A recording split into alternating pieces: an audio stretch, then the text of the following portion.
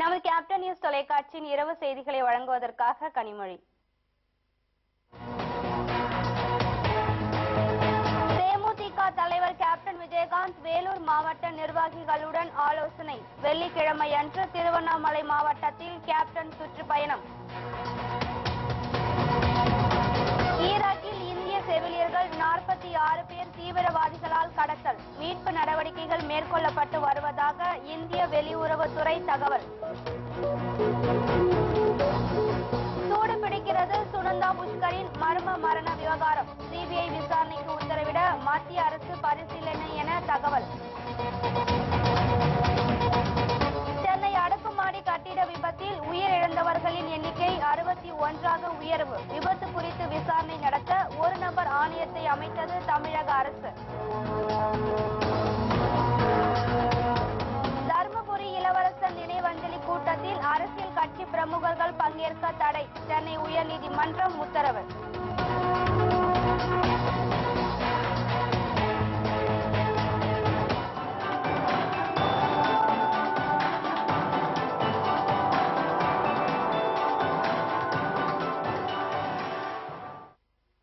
தமிழகம் முழுவதும் சுற்றுப்பயணம் மேற்கொண்டு வரும் தேமுதிக தலைவர் கேப்டன் விஜயகாந்த் வியாழக்கிழமை அன்று வேலூர் மாவட்டத்தில் நிர்வாகிகளுடன் ஆலோசனை நடத்தினார்.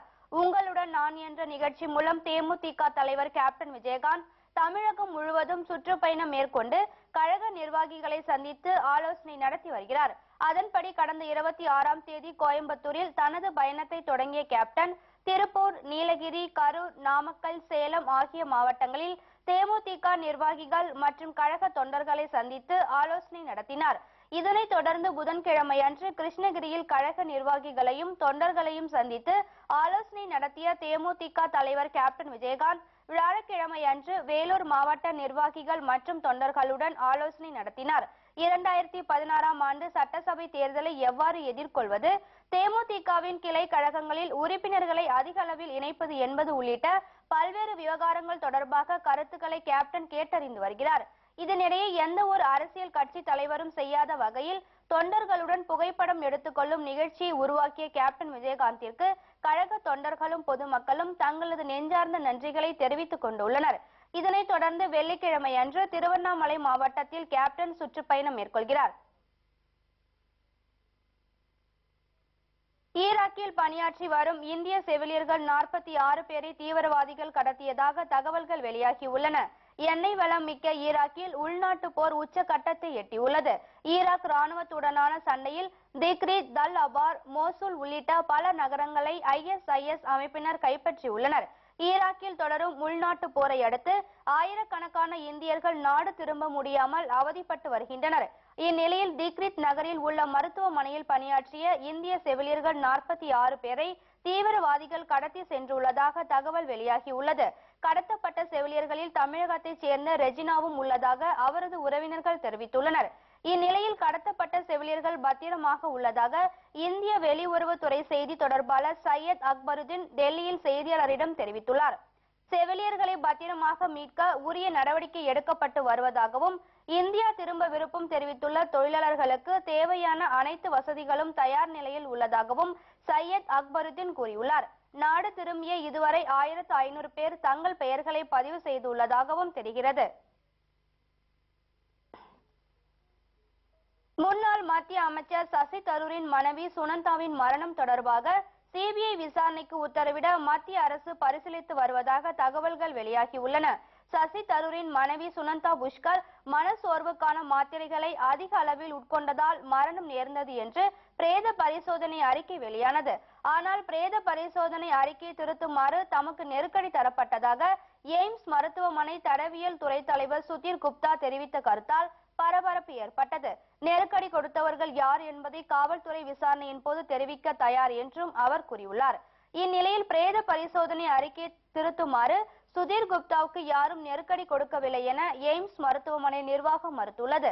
இந்நிலையில் ஐக்கிய முற்போக்கு கூட்டணியை சேர்ந்த 2 அமைச்சர்கள் தான் நெருக்கடி கொடுத்ததாக கூறப்படுவதால் இவ்வழக்கை சிபிஐயிடம் ஒப்படைக்க மத்திய அரசு பரிசீலித்து வருவதாக தகவல் வெளியாகியுள்ளது.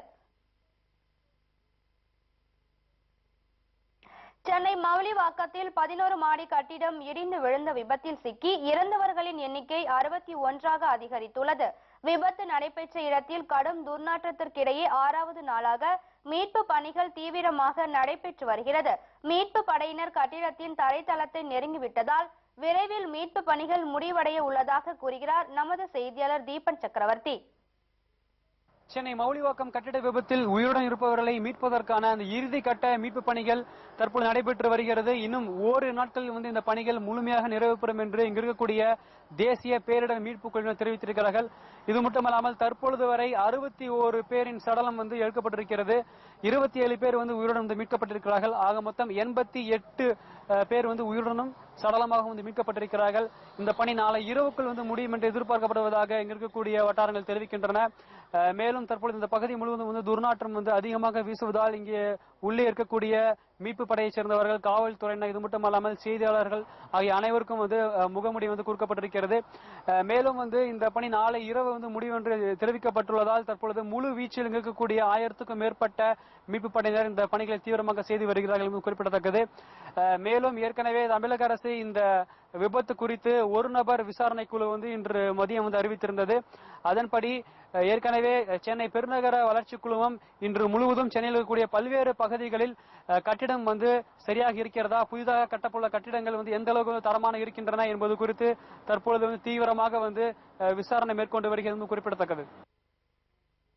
சென்னை கட்டிட விபத்து நடைபெற்ற இடத்தில் மீட்பு பணியில் ஈடுபட்டுள்ள குழுவினர் கட்டிடத்தின் தரைத்தளத்தை நெருங்கிவிட்டதால் நாளைக்குள் மீட்பு பணிகள் முடிவடைய வாய்ப்புள்ளதாக பேரிடர் மேலாண்மை மீட்பு குழு தெரிவித்துள்ளது. இது மீட்பு பணி இன்னைக்கு 6வது நாளா நடந்துட்டு இருக்கு. அதாவது நாளைக்குள்ள முடிஞ்சிடறதுக்கு சாத்தியக்கூறுகள் இருக்கு. மற்ற சூழ்நிலையெல்லாம் ஒத்து வரும் பட்சத்தில் நாளைக்கு முடிகிறதுக்கு சான்ஸ் இருக்கு. அதாவது இந்த கட்டிடத்தினுடைய முன்பகுதி இப்ப பார்த்து முடிச்சிட்டோம். தேடுதல் மீட்பு பணி முன்பகுதியில் முடிஞ்சிருச்சு. இப்ப பின்பகுதியில் நடந்துட்டு இருக்கு. அதாவது தரைத்தளம், அப்புறம் கீழ்த்தளம், தரைக்கு கீழே இருக்கிற தளம், அது ரெண்டும் இப்ப பாக்கி இருக்கு. அது நாங்க நம்புறோம், நாளைக்குள்ள அது முடியும்னு நாங்க நம்புறோம். பேஸ்மெண்ட்ல ஒரு 6 நாட்கள்ல எவ்வளவு பேர் அதாவது அவங்களுக்கு போதிய காற்று கிடைச்சிருக்குமா, இதெல்லாம் ஒரு விவாதத்துக்குரிய விஷயம். சென்னை கட்டிட விபத்து குறித்து விசாரணை நடத்த ஓய்வு பெற்ற நீதிபதி தலைமையில் ஒரு நபர் கமிஷனை அமைத்து தமிழக அரசு உத்தரவிட்டுள்ளது. இது குறித்து தமிழக அரசு வெளியிட்டுள்ள செய்தி குறிப்பில், காஞ்சிபுரம் மாவட்டம் ஸ்ரீபெரும்புத்தூர் வட்டம் மவுலிவாக்கத்தில் தனியாரால் கட்டப்பட்டு வந்த 11 மாடி கட்டிடம் இடிந்து விபத்துக்குள்ளான துயர சம்பவத்தின் காரணம் குறித்தும் இனிமேல் இதுபோன்ற சம்பவங்கள் நடைபெறாமல் இருப்பதற்கான வழிமுறைகள் குறித்து ஆராயவும் நீதி அரசர் ரெகுபதி தலைமையில் ஒரு நபர் விசாரணை ஆணையத்தினை அமைக்க உத்தரவிடப்பட்டுள்ளதாக கூறப்பட்டுள்ளது. இந்த ஆணையம் துயர சம்பவத்திற்கு காரணமான அனைத்து அம்சங்கள் மற்றும் சூழ்நிலைகள் குறித்து ஆராயும் என கூறப்பட்டுள்ளது. விபத்து சம்பவம் யாருடைய அலட்சிய போக்கினால் நடந்தது என்பதை கண்டறிந்து அதற்கு பொறுப்பானவர்களை இந்த ஆணையம் முடிவு செய்யும் எனவும் குறிப்பிடப்பட்டுள்ளது. வருங்காலங்களில் இதுபோன்ற நிகழ்வுகள் நடைபெறா வண்ணம் தடுக்கும் வகையில் கடைபிடிக்க வேண்டிய தீர்வு முறைகளை இந்த ஆணையம் பரிந்துரை செய்யும் எனவும் கூறப்பட்டுள்ளது. மக்களவையில் எதிர்க்கட்சி அந்தஸ்து வழங்குவது தொடர்பாக சபாநாயகர் சுமித்ரா மகாஜனை நாடாளுமன்ற காங்கிரஸ் கட்சி தலைவர் மல்லிகார்ஜுன் கார்கே நேரில் சந்தித்து பேச்சுவார்த்தை நடத்தினார். கார்கேயுடன் ஜோதிராத்ய சிந்தியாவும் இந்த சந்திப்பின் போது உடனிருந்தார். மக்களவையில் எதிர்க்கட்சி அந்தஸ்தை காங்கிரஸ் கட்சிக்கு வழங்க வேண்டும் என இருவரும் சபாநாயகரிடம் வலியுறுத்தியதாக கூறப்படுகின்றது. ஆனால் இது குறித்து சபாநாயகர் சுமித்ரா மகாஜன் உறுதி எதுவும் அளிக்கவில்லை என்றும் தெரிகின்றது.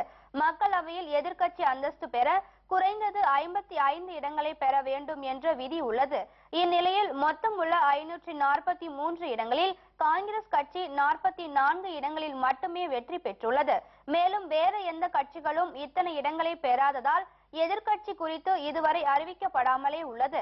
இந்நிலையில் எதிர்க்கட்சி அந்தஸ்தை தங்களுக்கு வழங்க வேண்டும் என்று காங்கிரஸ் தொடர்ந்து வலியுறுத்தி வருகின்றது. எதிர்க்கட்சி தலைவர் பதவி என்பது கேபினெட் அமைச்சர் பதவிக்கு ஈடானது என்பதுடன் முக்கிய நியமன குழுக்களில் இடம் கிடைக்கும் என்பதும் குறிப்பிடத்தக்கது. தர்மபுரி இளவரசர் நினைவஞ்சலி கூட்டத்தில் அரசியல் கட்சி தலைவர்கள் பங்கேற்க சென்னை உயர்நீதிமன்றம் தடை விதித்து உத்தரவிட்டுள்ளது.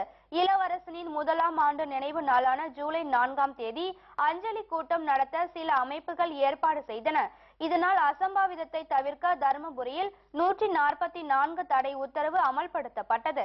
இதனை அடுத்து நினைவஞ்சலி செலுத்த அனுமதி அளிக்க கோரி இளவரசனின் தந்தை இளங்கோ சென்னை உயர்நீதிமன்றத்தில் மனு தாக்கல் செய்தார்.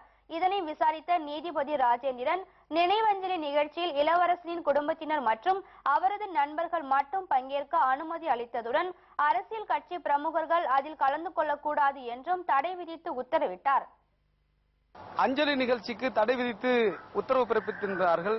அதை எதிர்த்து இளவரசனுடைய தந்தை இளங்கோ அவர்கள் உயர்நீதிமன்றத்தில் வழக்கு தொடுத்திருக்கிறார். இளவரசனுடைய உறவினர்கள், குடும்பத்தினர், அந்த கிராமத்தினர் அஞ்சலி செலுத்துவதற்கும் 3 மணி முதல் 4 மணி வரை அவருடைய நலன் விரும்பிகள் மற்றும் நண்பர்கள் மற்றவர்கள் அஞ்சலி செலுத்துவதற்கும் அனுமதி கொடுக்கப்பட்டிருக்கிறது. குறிப்பாக அரசியல் தலைவர்கள் தவிர்த்து மற்ற நலன் விரும்பிகள், நண்பர்கள் அஞ்சலி செலுத்தலாம் என்று உயர்நீதிமன்றம் உத்தரவிட்டிருக்கிறது. நத்தம் காலனியை சேர்ந்த இளவரசனும் செல்லன்கோட்டாயை சேர்ந்த திவ்யாவும் காதலித்து திருமணம் செய்து கொண்டனர். இது தொடர்பாக இரு பிரிவினர் இடையே பெரும் கலவரம் வெடித்தது. தமிழ்நாட்டை பரபரப்புக்குள்ளாக்கிய இந்த சம்பவத்தில் திடீர் திருப்பமாக திவ்யா தனது கணவரை பிரிந்து தாயாருடன் சென்று விட்டார். இதனால் மனமுடைந்த இளவரசன் ரயில் முன் விழுந்து தற்கொலை செய்து கொண்டார் என்பது குறிப்பிடத்தக்கது. சிறிய விளம்பர இடைவேளைக்கு பிறகு மேலும் பல செய்திகளை காணலாம். தொடர்ந்து இணைந்திருங்கள் நமது கேப்டன் நியூஸ் தொலைக்காட்சி.